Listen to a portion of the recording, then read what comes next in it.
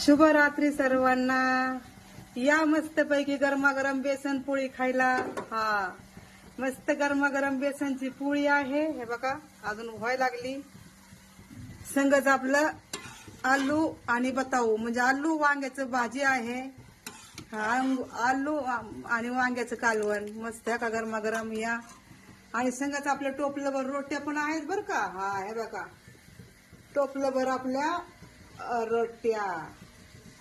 तर या सगळ्यांनी जेवायला मस्तपैकी. या मस्तपैकी जेवायला.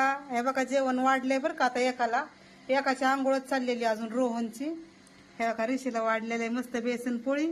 एक बेसन पोळी मधनं तिघांनी घेतले बरं का वाटण्या. हा अर्धी अर्धी आपली मस्त गरमागरम भाजी आहे. या बघा जे असेल ते आणि मस्त घी लावून